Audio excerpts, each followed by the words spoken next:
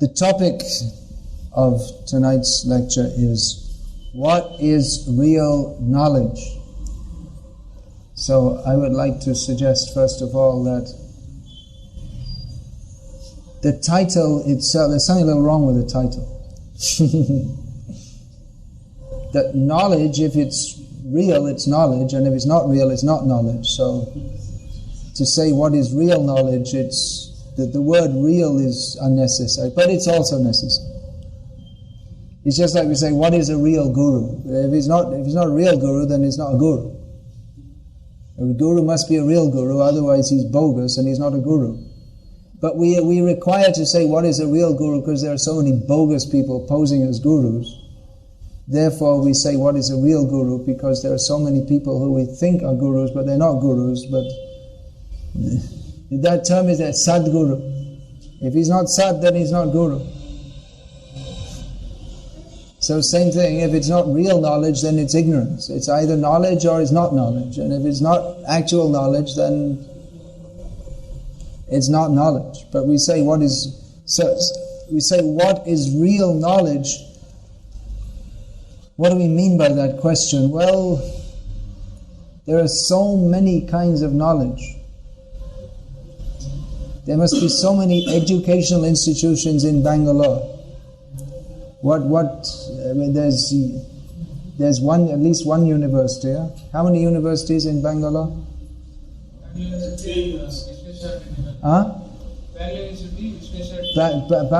Bangalore University. Which one? Vishveshwara Technical University. That's named after Vishveshwara Tirtha Maharaj. It's a new one, is it? The one who built KRS. Another Vishveshwara, okay. So we have a technical university. And also there are certain autonomous institutions, like Indian Institute of Science, Indian Institute of Science, Indian Institute of Management. Then we have the Purna Pragya Vidya Peetham, which is a completely different. That's education trust. No, that's Madhva Sampradaya. They're teaching Vedas and Nyaya Sudha. No, that's for the Madhva Sampradaya. That's at the edge of the city. What else? You have any fashion institutes here? Then you must be having teaching of dance, Bharatnatyam, dance and Carnatic music. Ravindra. That's named after Rabindranath Tagore, is it? And do you have dance institutes where they teach modern dance also, how to do cinema, filmy dance? You have that also. What else? Someone's teaching, what's that paper art? Origami? Yeah. Someone's teaching that? Someone somewhere maybe is teaching that. We have the Bharatiya Vidya Bhavan. Bharatiya Vidya Bhavan. What are they teaching? They basically teach about Indian culture and heritage. Yeah, well, Bharatiya Vidya, yeah. So, what specifically? It's actually their head office is in Bombay. Yeah, I know, it's right there in Chowpatty. Yeah. Branches in Delhi. Okay. Then they must be having also for Islam. They must be having so many madrasas. Every mahalla. They are going to set up Islamic University here. They had. It was in Times of India. All right. They already have one in Alipur. The Alipur. Aligarh Muslim University. Then Jains, they're strong in Karnataka. They must be having some Jain Institute of Knowledge also. Yeah, Jain Institute of Management. But they are not teaching. They're not teaching Jainism. The real thing that Jains learn is how to make lots of money. Jain Institute of Management. So anyway, there are so many, and then some ladies must be teaching. They teaching like flower arrangement and this and that, and then they have gyms. They teach you how to and karate. There must be someone teaching karate, jiu-jitsu, swimming, tabla playing. Someone must be teaching. Cricket is strong. Cricket. They have cricket coaching here. Cricket coaching. How to throw a ball at you someone really fast, and then they also teach when someone's throwing the ball at you how to hit it and run like hell. Named after the cricketer Kumble. He's from Bangalore, Kumble. So anyway, the point we're making, and apart from that, of course, there's regular schools, colleges, and then there's kindergarten, pre-kindergarten, and there's pre-kindergarten. Someone's waiting to catch them as they fall out of the womb and stick them in a school. So in Indian culture, especially, learning has always been very much respected. Probably more than in other cultures throughout the world. There's a lot of emphasis on learning. Is he or she? She is going to pre-kindergarten yet?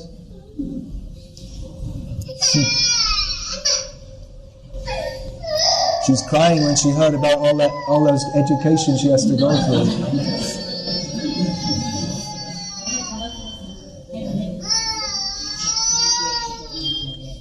So, a lot of emphasis on learning. Why should we learn? Why learn? You can just get your food somehow or other, isn't it? Why do you have to learn? You can get what you need. What do you need in life? Roti, kapra, makan. These are the standard things. So you can get that just by, you can sweep the roads. You don't have to learn much to do that. Then why learn? Why should we learn?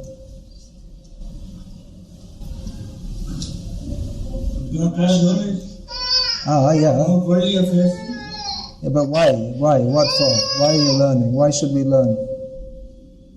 That's a very good question, but people learn. What's the answer? Their livelihood. You have some answer. Get rational in our approach. Have the rational approach.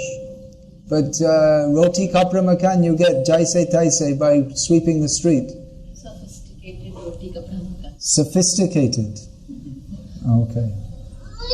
So you can have a more sophisticated life if you. So you're saying that learning is just like you're saying. So you can have a higher, more income. Learning is for earning money. That's generally the idea, isn't it, in modern life? You should earn to get. Just like I was saying in Visakhapatnam in the school, I was asking, why do you want to go to America? And one boy stood up and said, because you earn in dollars there, and there's $1 is 45 rupees, and you earn there in dollars what you earn here in rupees. So it's generally considered that learning is meant for earning. Yes. Although some things you learn not for earning, just like jiu-jitsu, you learn that so you can prevent the thief from earning his living from you. You got that? Huh? If you want to get married, they'll say, what is your educational qualification? How many times have you heard that in your life? What is your educational qualification? So we're learning so that, or as we were driving in, just as we were driving from the station, I saw a photo of a big billboard advertising the school, and it showed a little toddler with his backpack, which means the school books on his back, and a long road ahead. So they're advertising for their school. The road to success begins here. So the idea is that by education we can earn more money and be a success. We can improve ourselves. Isn't that the idea? Self-improvement. Jiu-jitsu, it's also not just for self-defense, but also for being healthy. And even these people they learn martial arts, and it also helps you mentally to be a more mentally balanced person. One old friend of mine, a devotee, was telling me he started to learn this what's that Chinese art? You move very slowly. No, Tai Chi. Yeah. So he was saying his teacher told him he had lots of chi, which means in Indian language as prana. But he said your footwork stinks. You're very imbalanced. So he's saying that even mentally he has a lot of energy, but he's imbalanced. So I mean, it's like helping him to become more balanced as a person, because his energy is all over the place. So that can help you to become more stable in yoga also. That also helps you to relax and become more stable mentally, doing pranayama. So in various ways, knowledge helps us to become a better person. It's not, mostly the emphasis on the modern age is how to earn money and how to live in this world. It's not only earning money for roti, kapra, makan, but it's also, there's a sense of self-worth, that if you're a success, then you feel you're respected by others. And if you don't have your educational qualification, then people, they tend to look down on you. So there's also a sense of being respected and accepted in society. These are all different reasons. And just like learning this origami, this how to make different shapes with paper, what's that for? What do you get out of that? Recreation, and also some sense of you're doing something. That chess people play. There's engaging the mind.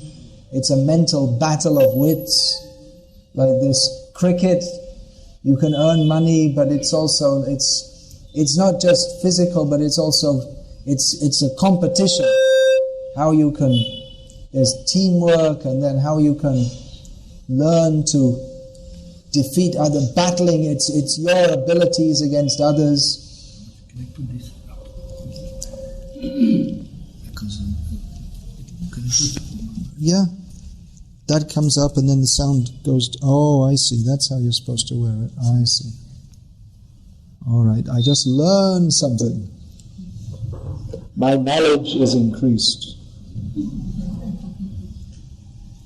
I learned something from my disciple.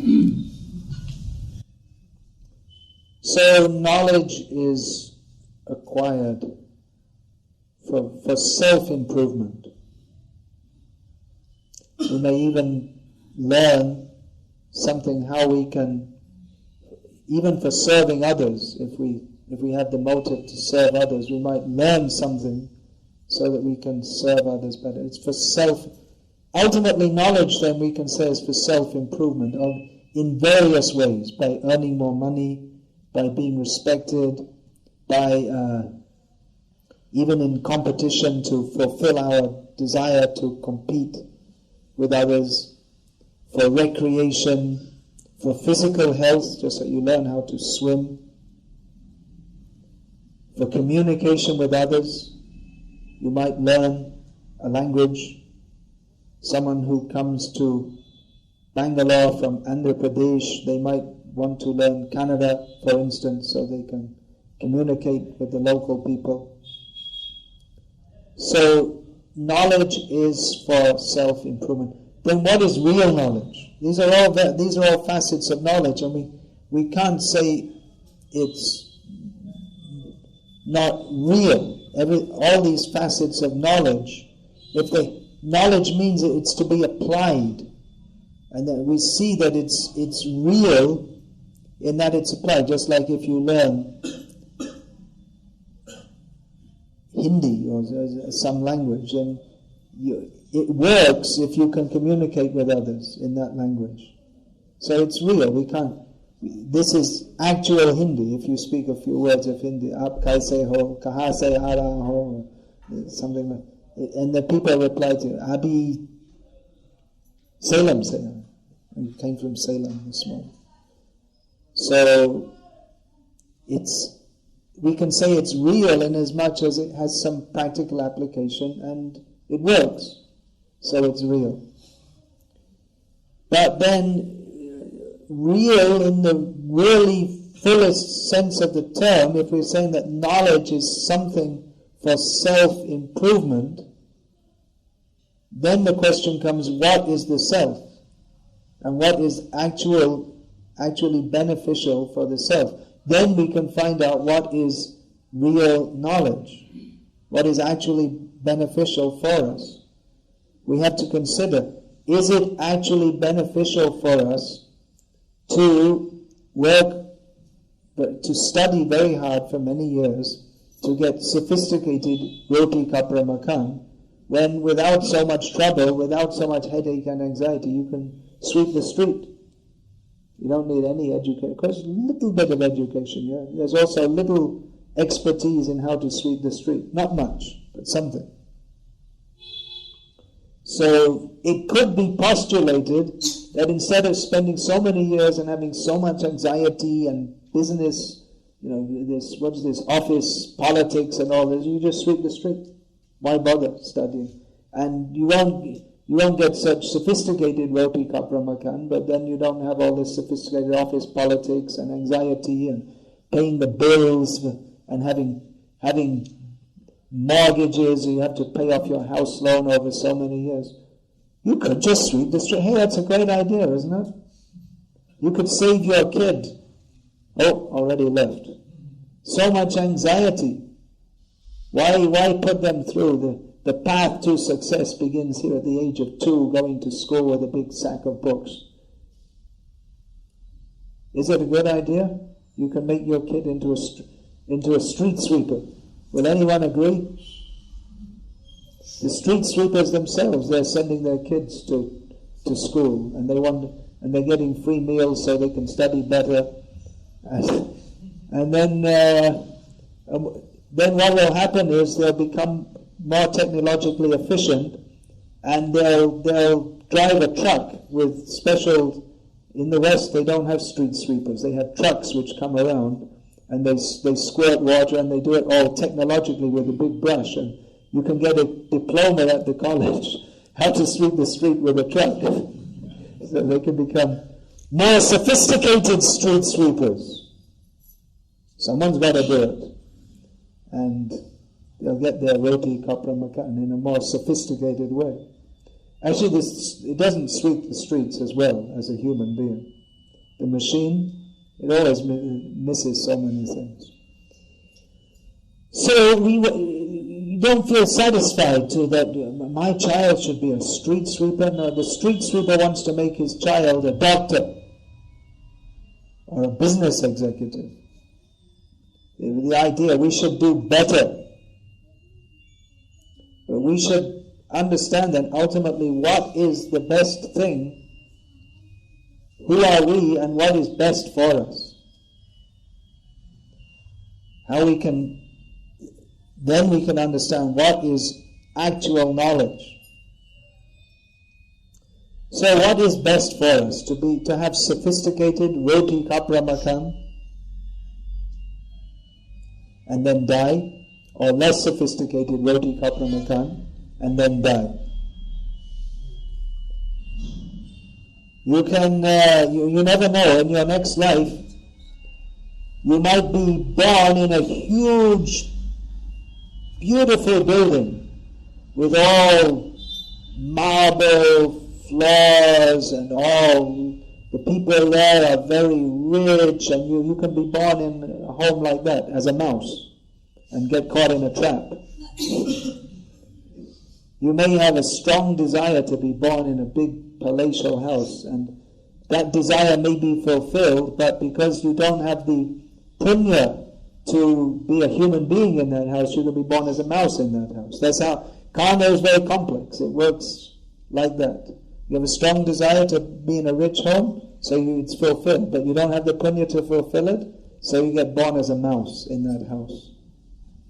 Once Srila Prabhupada, they brought him the devotees had just rented for the first time a building in Stockholm, which they were going to use as a temple. They just rented the building, and Prabhupada came there, and they showed him the building. They hadn't painted it or decorated it. They opened the door, and a rat ran through. And Prabhupada said that was the house owner in his previous life.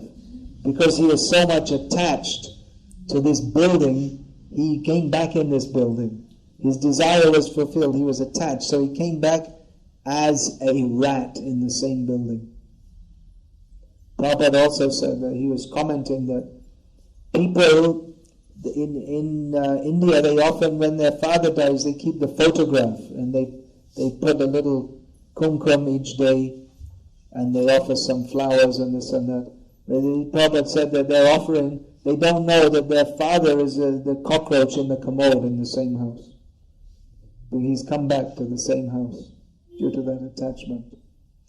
So, one may be very knowledgeable and build a big house and live very luxuriously and come back as a rat or a cockroach.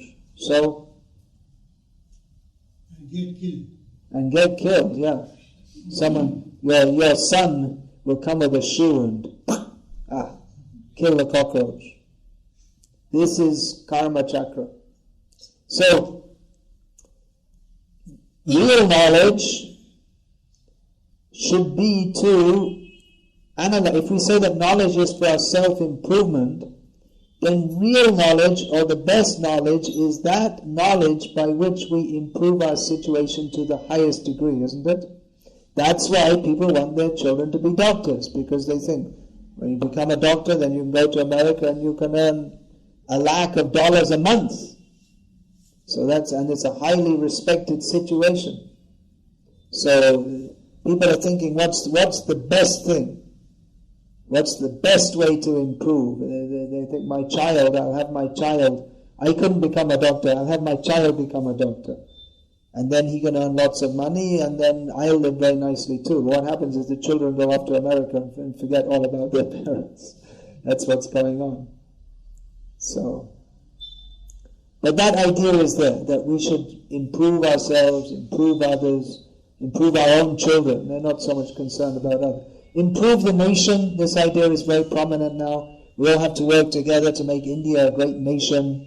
And they're lauding ISKCON for giving free meals to the poor children so they can study. And in this way we'll build up the nation. ISKCON is contributing to the development of the nation by giving free meals to the poor children so that they can also get ahead and have sophisticated roti kapra makan, and we'll develop the nation. Of course, you never know, in the midst of all this development, Pakistan might just drop a few of their prizes on us, and then all the development will be finished in a few seconds. But anyway, we're developing the nation, and we're developing. In Bangalore, HAL is developing, I suppose, missiles to stop the Pakistani gifts to India when they come flying over.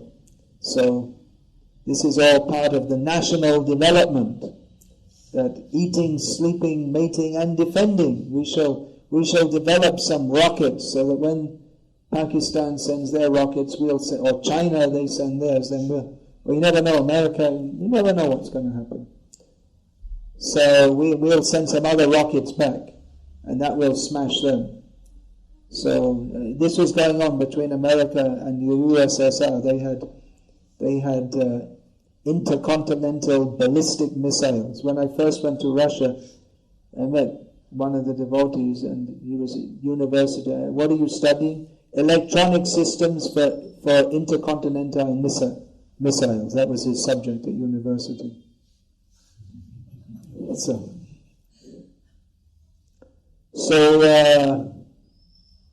also, I was just going on the train from somewhere in Andhra Pradesh, from Vizianagaram to Hyderabad, and there were a group of students who were at the something national defense something or other, and they were all studying the similar things, missiles and this and that. So we're thinking we shall learn to improve the condition of the country. We shall build up the country, make it very strong. But this also, the same thing. What's the value? That all your improvement can be finished. One big gift from, is he still in there? Musharraf? Bump him off yet? Huh? He's still there, mushy, he's still up there. Oh, well, so any time it can all be finished. Or we may, just like you'll find so many statues of national heroes. You have any statues in Bangalore of great heroes? That's a common thing in the Western world. They have in Calcutta the statue of Sir Ashutosh Mukherjee. You know who he is? He was famous. Not now. Now they don't. I don't even know what he's famous for, but he's famous for something. Otherwise they wouldn't have made a statue. Huh? Maybe, I don't. In Calcutta, there was Lenin statue. Lenin statue in Calcutta. In Karamsad, in Gujarat, they have the statue of, who knows? Vallabhbhai Patel, who was the Iron Man. He was born there. So they have these statues. So the people, their statues are there, and the pigeons are coming and passing stool on them. But what is the value for Vallabhbhai Patel that his statue is there? How does it help him? There's a bronze image of it. But where is he?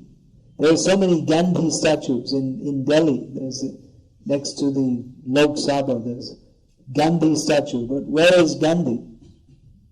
Where is he gone? The statue is there, and people they come every year and they offer some garlands and they say, they praise Mahatma Gandhi, although they don't follow anything he said. But what is the value? You have your statue built, or we can make India a great nation, but we have to go on. We'll think we'll make India a great nation and we'll make it better than Pakistan. The next life you might be born in Pakistan, thinking we have to build up Pakistan and make it better than India. That's how it works. At Kargil, so many soldiers were killed, and just as the bullet hits them, they're thinking, I hate Pakistan. That means they get born in the next life in Pakistan, because whatever you think of at the time of death, that's how you get born. So this whole karma chakra, kala chakra, we're thinking it's the whole maya, we're thinking we shall improve ourselves, we shall improve our family, we shall improve our nation. But it's all simply punarapi jananam, punarapi maranam. You see, sometimes you go up, sometimes you go down. You become Indra, and then in the next life, then gradually you become Indra Gop, which means a little germ. There's one kind of germ called Indra Gop. So what is the improvement? You may think, I will make my son a doctor in America. Much higher position than that is Indra in Swargaloka. But even Indra, he has to come down. Tetang bhugva swagalokam vishalam kshine punye martyalokam vishanti. Evam trai dharma anuprapana gatagatam kama karma lavante. By performing sacrifices, by performing yajna, you can have self-improvement up to the level of becoming, up to going to the swargaloka and enjoying material happiness far greater than anything we can imagine on this planet, but you have to come down again. So there's no actual self-improvement on the material platform, because on the material platform we mistake what the self is. We're thinking the body is the self, or even if we think in future I will go to the heavenly planets, we're identifying ourselves as enjoyers of this material world, but there's no enjoyment. So all this knowledge that we're developing, how to do jujitsu, learn French, become a doctor, all this knowledge is all based on ignorance. It's based on the ignorance of thinking that we can be happy in this material world, we can be happy separate from Krishna. So all that, whatever goes on in the name of knowledge in this material world, it's knowledge in one sense, but it's knowledge built on the platform of ignorance. It's sophisticated ignorance. We can say like that. We can get our sophisticated roti kapra makan, but on the basis of developing sophisticated knowledge systems, all based on ignorance, all based on ignorance of what is our actual position, who we actually are. knowledge is developed for self-improvement, but if we don't know what the self is and how the self situation can be improved, then whatever knowledge we get, it's all not only not improving our situation, but it makes our actual situation worse. Because if we think we're improving our situation, but we're not improving our situation, that's an illusion. An illusion means it's not knowledge, it's the opposite of knowledge. Therefore, Bhaktivinoda Thakur, who himself was very learned, even in the material sense, he said, Jara vidya jato maya bhaivat tomar bhajane baddha. Anitya samsare, moha janamaya anitya samsare, jeev ke kare gadha. So he said that, praying to Krishna, he said that this knowledge of the material world is simply a display of Maya, illusion. It's not knowledge. Maya means that which is not. So it appears to be knowledge, but it's not actual knowledge. It's knowledge of that which is not real in the real sense of the term. Everything here is temporary. The idea, I shall become a doctor. I shall help others by being a doctor. But we don't know who we are or who others are. We cannot actually help them. And everything is temporary. Will-o'-the-wisp. Finished very quickly. So what's the point? That you're sentenced to tomorrow you shall be shot. And stay in this cell overnight. Okay, well in the meantime I'm going to learn how to decorate it very nicely, and I'm going to call it, I'm going to phone up and find out what's the best place to put the bed in the terms of Vastu, and let's learn about Vastu because I'm going to be here one night, and let's have a really good night while I'm here, and it'll all be completely perfect according to Vastu, and we'll decorate it very nicely, so that when I wake up in the morning, it'll look wonderful, and then I'll see it'll look wonderful, and then they'll take me out and they'll shoot me. So what's the point? What's the point of making a wonderful arrangement if you're going to get shot the next morning? Or that now we have to. Or I learn how to cook some special preparation, so I can cook it tonight and I can enjoy it very nicely. But it won't even come out the other side. It won't be time because you're going to be shot before it's even digested.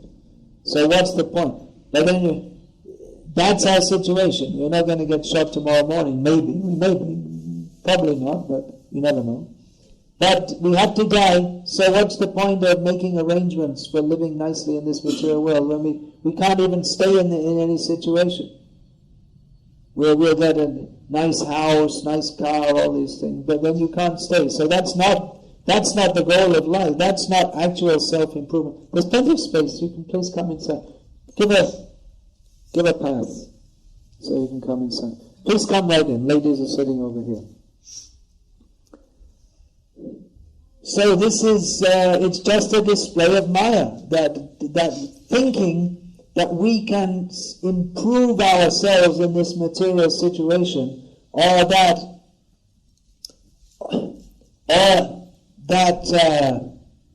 it's in our self-interest to make the material situation better. What's better? Well, what is the meaning of a better situation? If you're living as a big rich doctor in this life and then you become a worm and stool in the next, what is the improvement? First of all, before you study anything, you should ascertain what is the benefit in doing so. They have in this India today in what are the top 10 colleges in India, and they assess. Because people think about it very carefully, that where should I go, which college, what will be the benefit of going there. But the first question they should ask is that what is the actual meaning? First of all, we should ascertain what are we doing and where are we going. So people think that, I think I should get into management, or I should get into commerce, or I should get into engineering, or I should get into medicine. But you should see that whether it's commerce or management or whatever it is, it all ends up with a little note in the Deccan Herald, regret to inform so-and-so passed away. It all ends up like that. And then your picture on the wall, and you're a cockroach in the commode. You, the great self-improved person. So it all ends up like that. So, where's the self-improvement? It's all over very quickly. You spend so much time, pre-kindergarten through to PhD, so much time studying, and then working, and then when you can't work anymore, when you're worn out like an old ox, they retire. Then they say, now you can retire. Now you can live peacefully. Now we can no longer squeeze anything more out of you. You can retire, and we'll give you a pension. So, what is this? What is this improvement? First, we should ascertain, before we're going to study or take knowledge, we should first of all ascertain what is the goal. Start with the goal in mind. Famous words of Stephen Covey. Start with the goal in mind. What is your aim in life? You want to be a doctor, all right, but then you die. What happens after that? Don't know. That means ignorance. You want to be an engineer, then okay, you be an engineer, then you die. What happens after that? Don't know. And they'll say there's nothing, but they don't know that there's nothing. They say after death there's nothing. Do you know? No. They say no one can know. But they don't know doesn't mean no one can know. Why should we think that after... They wonder there'll be nothing because they don't want to think about the consequences of if there is something. Because people are interested in how we can get our sophisticated roti kapra makan, blind. So this is Maya, to simply absorb ourselves in getting more and more material knowledge and thinking that this is self-improvement. And this is an obstacle to our actual self-interest. To identify our actual interest as being material improvement is an obstacle to our self-interest if we understand that the real self is not the body. It doesn't. When the body dies, the self does not die. Now,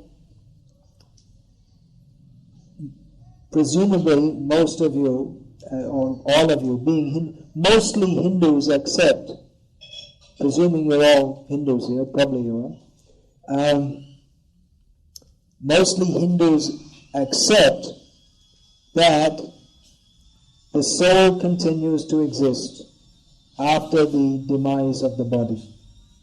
Everyone accepts. They don't think about it too much, but they accept. They have some idea like that. It's part of Hindu faith. Just like in Islam, it's part of the faith that you don't get reborn. It's part of their faith. They don't think about it too much, why it should be like that, but because they're born in a Muslim family, they strongly believe, they think it's a sacrilege to think that the soul again enters into a body. So in Hinduism, it's accepted on faith. People don't think about it very seriously, but you think, yeah, okay, there's life after death. And often they doubt it and they ask, what is the scientific proof? But more or less people have some idea that there is life after death. So if we think about it, then our whole life should be based on this point.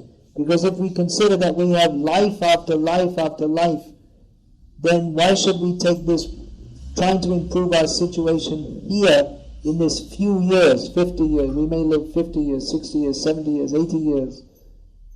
Hardly, most people don't live more than 80 years. Then it's all over, and it's not very long. It's finished very soon, isn't it? What do you think? You're older than me. I'm feeling that almost 50 years went in this body. Where did it go? It's gone. It won't come back. Ayushakshana ekopi nalabhya swarna kotibi. Bring millions of gold coins. You can't buy back 1 second of time. It's gone. And actually 49 years passed in this body. I don't expect to have another 49 years in this body. It's gone and it's going away at every second. So why should we put so much importance on this life when we have so many lives? And if we consider that we're born and we struggle and we die again and again and again and again, then real knowledge should be to think, how can we get out of this? Especially when, if as Hindus we have at least some kind of faith that there is beyond parastasmatu bhavanyo vyakto vyaktat sanatana, that beyond this life of repeated birth and death, beyond this material world which is created again and destroyed again and again, there is the eternal situation which is Satyam, that's actually real. Satyam, Jnanam, this real knowledge. Anantam, unlimited. Brahma, that is the spiritual situation. So why should we not aspire for that? But this idea, I have to improve myself, I have to get ahead, I have to get sophisticated, roti kapramakam. Coming into Bangalore, we see so many pigeonholes are being constructed. The apartments, they're probably like start at 30, 40 lakhs, pigeonholes. These apartments, as Prabhupada used to call pigeonhole, because have you seen they make the pigeons, they put a row, like a big box, and they have one hole for each pigeon. So it's like that. These modern buildings are like a big box, and you have a little pigeonhole you can fly into. So people are putting their whole energy is on this, but if there is a situation which is Satyam, Shivam, Sundaram, then why not aspire for that? Because these pigeonholes, they're not Satyam, Shivam or Sundaram. So why not aspire for that which is better? But we're so locked in to self-improvement by knowledge of this material world. So Tomara Bhajane Baddha, Moha Janamya, this Jaya Vidya, or this materialistic knowledge, it simply gives rise to more and more illusion. And in this anitya samsara, in this temporary situation in this material world, it makes the jiva, who is supposed to be fully blissful, jivke karye gadha, makes it into a big ass.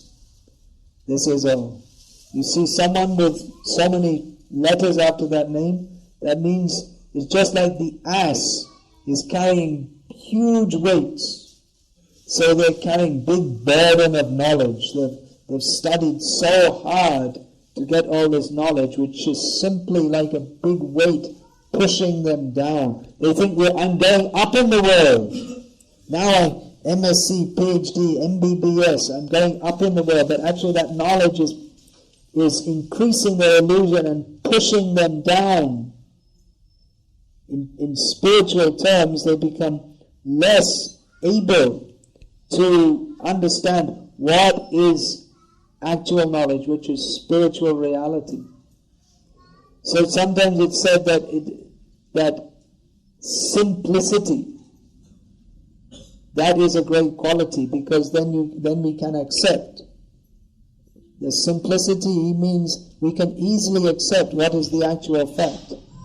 Whereas someone who's very proud, generally someone who's got knowledge, and becomes, I know so much, I'm successful.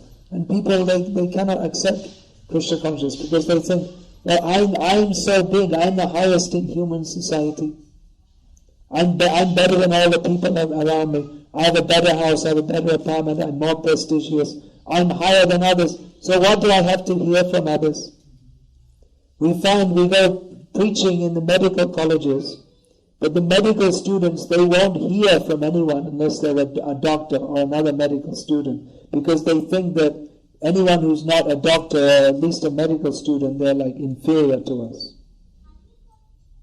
So foolish, because they have some knowledge of some aspect of this material world, and they think, we're superior to all others.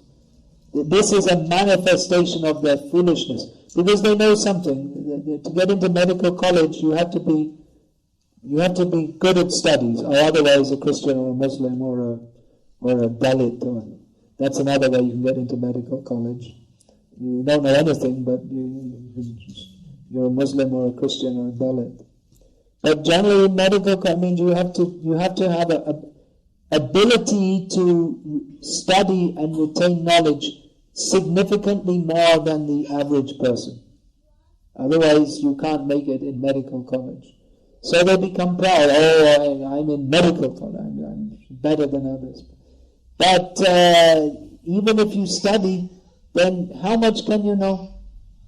You know, but then you get your MBBS, and then you can become a specialist, and then a super specialist, and even then you don't know. I some time ago I had a kidney stone. Anyone ever had a kidney stone? Hurts like hell, doesn't it? It's really painful. So I went to a super specialist. That means he's been through pre-kindergarten, kindergarten, school, +2, medical college, specialist, and then super specialist. And he super specializes in urinary tract infections and stones and all this kind of thing. I asked him, how are stones formed? I said, don't know. How long does it take for stones to form? Don't know. He's a super specialist. They think they know that. It's there. They don't know. He said, we don't know. So they're so proud that the thing they're supposed to be a super specialist in, they don't know.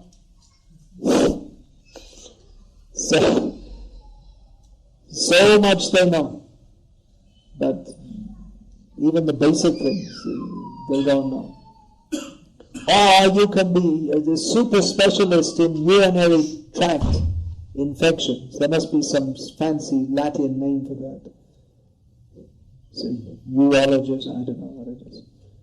But then they may not. There may be another doctor in the clinic next door, and he's in another field, and they don't know anything about it. It's just like something completely different. So how much can you know about anything anyway? But they become so proud. Oh, they know so much about this. We know so much, but what is the purpose of life? That they can't say, oh, I'm a big doctor, so what do I need to know that? You become a sadhu because you're a failure in this material world. Isn't it? They say like that. You're a failure. People they don't want their children to become sadhus because that's a sign that they're a failure. They couldn't make it in the material world. Well, hey, I want to give you a little knowledge now. You can become self-improved by the knowledge that everyone in this material world is a failure. Everyone. Their Lord, this Premji, what's his name? Azim Premji. He's a great success, isn't it? Well, he started off, he built up his business from nothing, isn't it? And he became one of the richest people, not only in India, but in the world. And his products are, he's also a failure. Because he doesn't know the purpose of life. He's put his energy into something which is ultimately of no benefit to him or anyone else. How can you say that? He's helping to develop India, and India's prestige is increased by him having projects in different countries in the world as well. Parabhavastavad abodajata yavanna jigyasita atmatattvam. Parabhava means defeat. Everything is a failure as long as we do not inquire into Atma Tattva. What is the nature of the self? It comes to the same thing. There's no self-improvement unless we understand what the self is. Otherwise it's bodily improvement, national improvement, imaginary improvement, mental improvement, social improvement, but it's all useless because it simply means that as a result of it we end up as a cockroach in the commode and get smashed by the shoes of our ex-loving son, and then again get born somewhere else to struggle again in material life and never satisfied. So what's the improvement? If there's no satisfaction in the sophisticated roti kapra makan, What happened? She gave me a good line there. I'm repeating this like a mantra. Sophisticated roti kapra makan. If there's no improvement, if there's no satisfaction, then what is the use? It's all defeat. It's all self-defeating. So just in the beginning, we should understand what is that knowledge by which we can be improved in the actual way. This is real knowledge, this is the subject. What is real knowledge? What is that knowledge by which we can achieve ultimate improvement? The highest, what would you say would be the highest improvement? Well, first thing is we should not die. We should live happily forever. We should not have to struggle. We should have loving relationships with others. And also sophisticated roti kapra makan. That also.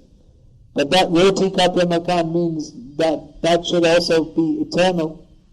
So if we could just imagine what is the best situation imaginable, that we should live forever and be fully happy in all respects. And there should be nothing bad around us. Everything good, everything nice. But people will say, oh, that's not possible. That's not realistic. Why not? There's a saying, they're advertising, if you can dream of it, you can do it. That's one of the modern management ideas, self-improvement. If you can dream of it, you can do it. That was this, Napoleon Hill wrote a book, How to Become a Millionaire or something like this. Think rich and grow big, something like that. Isn't it? Think big, grow rich. What was the name of the book? They still read that? They have more sophisticated books nowadays. So his whole thesis is that you should, if you want to think how much money you want to have, $1 million, $1 billion, and write it down on a piece of paper and say in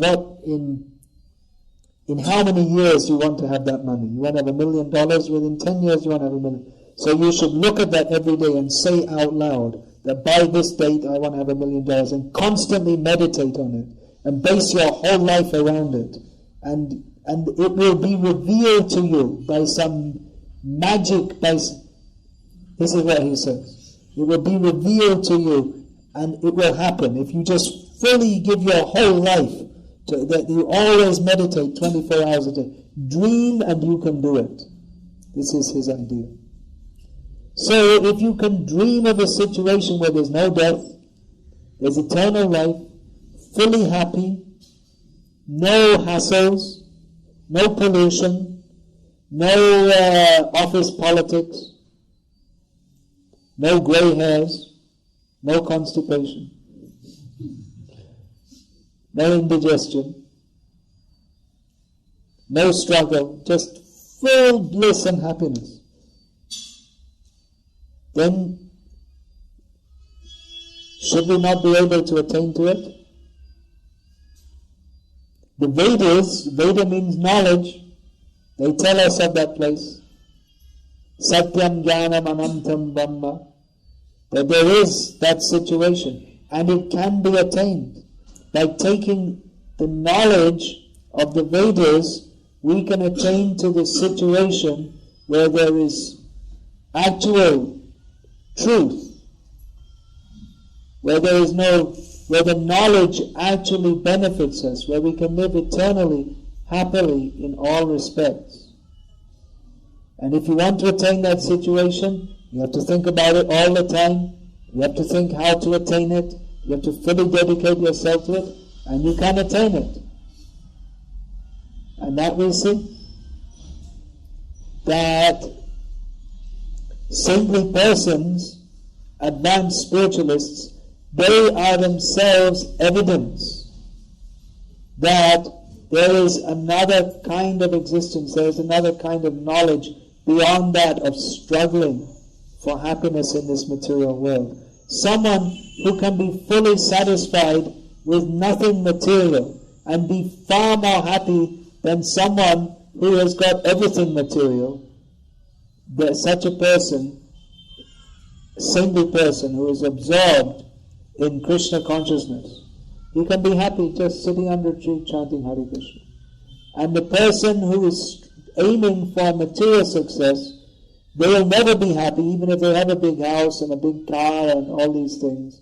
They'll never be satisfied because they're barking up the wrong tree, an English saying. You know that saying?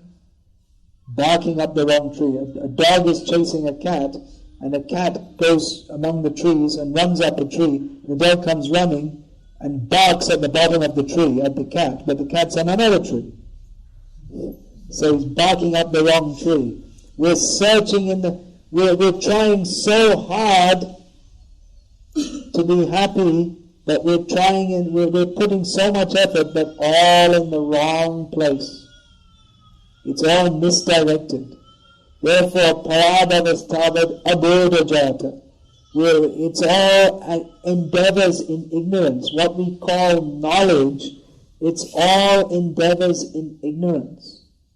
So just this knowledge of who we are, what we actually have to do, how we have to endeavor, so that our endeavors, they improve us, they give us self-improvement in the actual sense of the term. That is real knowledge. And what is that knowledge? Actually, it's very simple. You don't have to spend 10 years going for college, and then specialist, super specialist. I can tell you what is real knowledge in a few sentences. We are not this body. It's temporary. This body will die, but we shall continue to exist as Atma never dies. Avinashi tu tadviti, yena sarvamidam tata. That which gives consciousness to the whole body is indestructible. This body must die, but the soul is indestructible. And the soul is by nature Satchidananda, eternal, full of bliss and knowledge. So we all have our eternal relationship with the Supreme Soul, who is Krishna. And not knowing that, we are suffering birth after birth. Sometimes as a doctor, sometimes as a sweeper in the street, sometimes with ordinary roti kapramakan, and sometimes with sophisticated roti kapramakan. Sometimes as a cockroach, sometimes as a mouse, and sometimes as an Indra. But our real situation is in the spiritual world with Krishna. And we can go there by chanting Hare Krishna, Krishna Krishna, Hare Hare, Hare Rama, Rama Rama, Hare Hare. That's it. That's real knowledge. What is real knowledge? That's it. But people will bring so many objections because their head is full of stool in the name of modern education.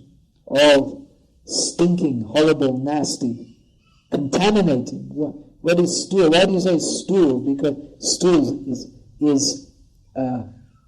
it's unwholesome, it's disgusting, it stinks, there's nothing good about it. It's tyaja, you should give it up.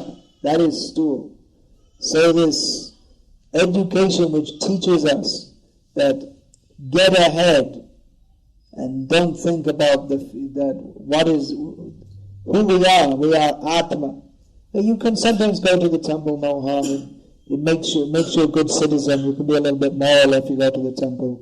Pray to God, no harm. That's their atheistic religion. They go and pray to the gods. So this is all against the self-interest of the jiva. Therefore, it's not actual knowledge, because knowledge means self-improvement. That which is for our self-improvement. But it's not for our actual self-improvement. It's for the misconception of the self. It's for improving the misconception. For developing the misconception. What we call self-improvement in the material sense is to develop the misconception. That means to increase the ignorance. So it's not actually knowledge at all. Therefore we say what is real knowledge there cannot be anything but real knowledge. If it's unreal, it's not knowledge. If it's false, then it's not knowledge. Therefore, we say that all this knowledge of the material world, it's not actual knowledge. It's that which it works against our own actual self-interest. So real knowledge simply means to understand, I am eternal, I'm part and parcel of Krishna, I'm meant to serve Him, so I should serve Him. And then learn how. Having learned that, we should learn how to serve Him. And then you go to Krishna. But we're stuck in this miserable material world. We don't have to be, but we're here. So for living in this world, we have to do something. Vedic knowledge also gives knowledge of how to live in this world, not as a computer engineer or more simple life, traditional life. But that knowledge is given not to make us stay in this world, but just how we can live here. That's all. So in the Vedic culture, it's not that everyone, actually in Satya Yuga, everyone was a transcendentalist, but then later as the quality of realization came down, so then Varnashram was introduced. So yes, there are different occupations for different people, but the real purpose of all duties, atatpumbir dvijashreshta, Varnashrama vibhagashaha, swanushthitasya dharmasya, samsiddhya haritoshana. Whatever work we do, whatever duties we may perform in this world, that will be tested if by our activities we can satisfy Bhagavan Hari. So yes, we're in this world, so you do something. We're not saying close all the schools, not immediately anyway. That's not practical.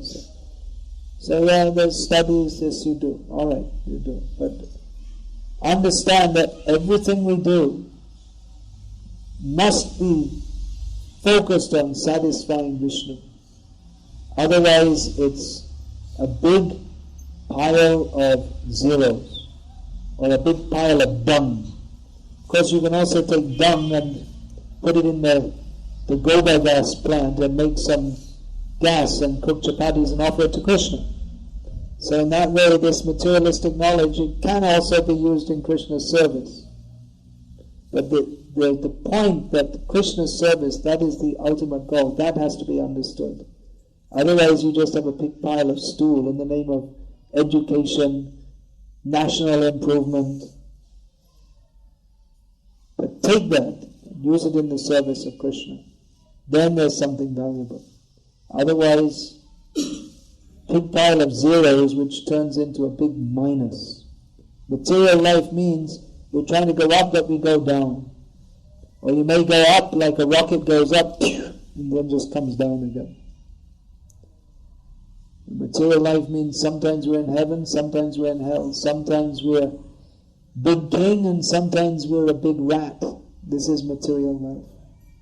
So, real knowledge means that knowledge by which we understand who we are and how we can really improve our situation by coming out of this material situation where there's actually no improvement and come to our original spiritual situation in the service of Krishna, the Supreme Personality of Godhead.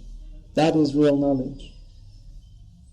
That is described in the Vedic literature, of which the essence is Bhagavad Gita as it is. Do you all have Bhagavad Gita as it is?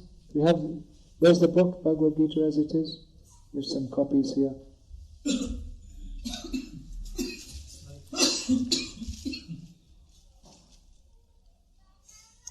Etad jnanam iti protam. This is knowledge. Yeah, so this is, they come in packs of 2. So this is Bhagavad Gita as it is. What's it called in Kannada? What's it? Yatha Rupa. Bhagavad Gita Yatha Rupa in Kannada. And you have in other languages also? Telugu. Bhagavad Gita Yatha Tatam in Telugu. So we have in various. Who has this book in their home?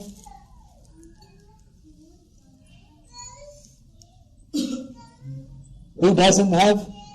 Anyone doesn't have? Oh, I couldn't distribute any today. Well, you can do. Who wants? Other books? Fill up your home with these books. Who's read Bhagavad Gita as it is? Beginning to end? So you have it in your home, but you're not reading. Please read. Please read every day. Who would like to do that now? Take a sankalpam, that to read 1 page minimum every day, Bhagavad Gita as it is. Actually, why don't you say 2 pages? Because then you can finish in just about 1 year. 2 pages a day. Who would like to take that sankalpam? Read. Okay. Read the whole Bhagavad Gita as it is. Thank you very much. That means with purpose. Alright, there are so many other books. You can fill up your home with these books. Very important book. Science of Self-Realization. Who has this in their home? Is also a very important book.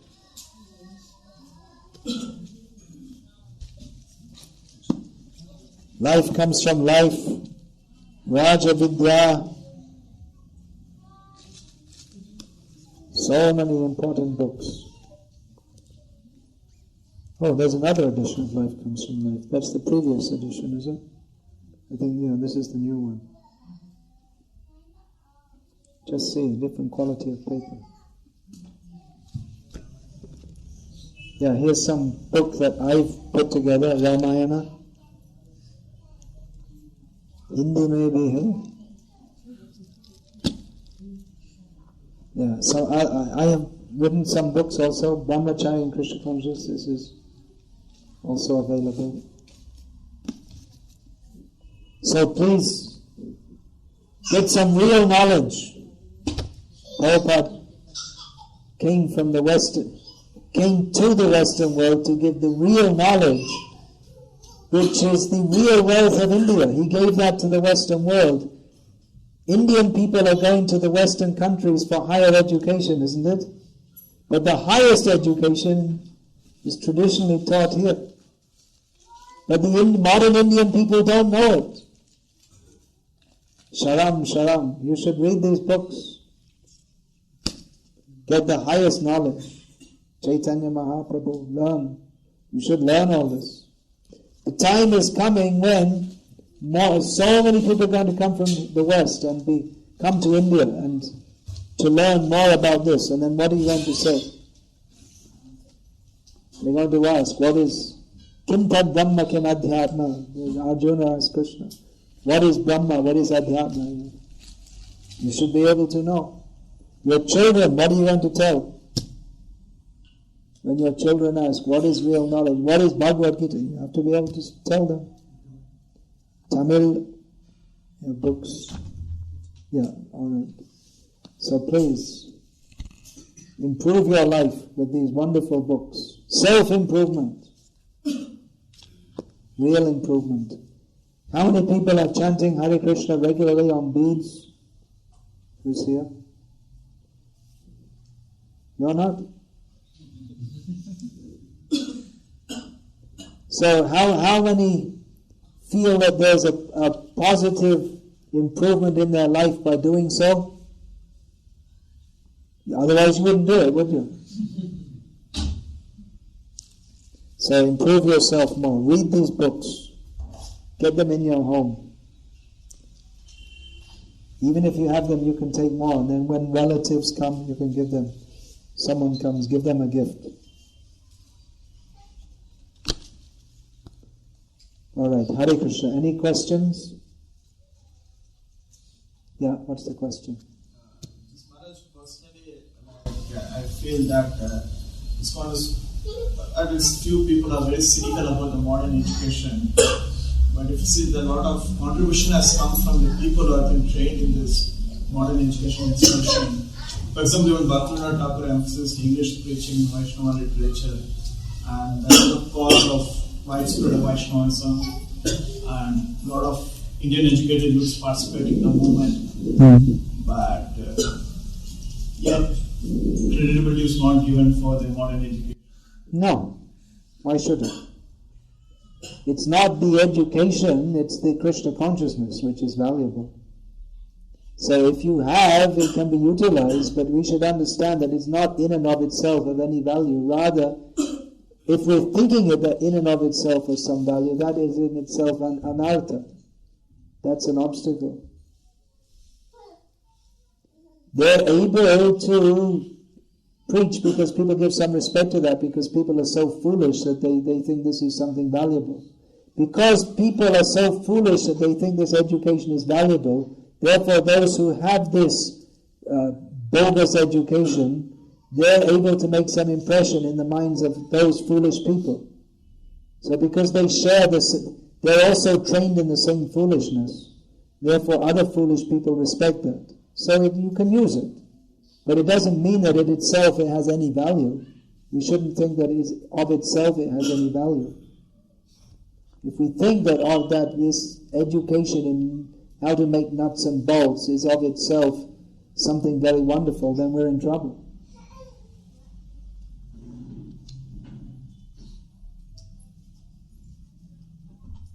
That helps in material improvement. Yeah, but material improvement is no improvement. True. Very true. It's of no value to the soul. पुनर्जन्म, पुनर्जन्म, Yeah. पुनर्जन्म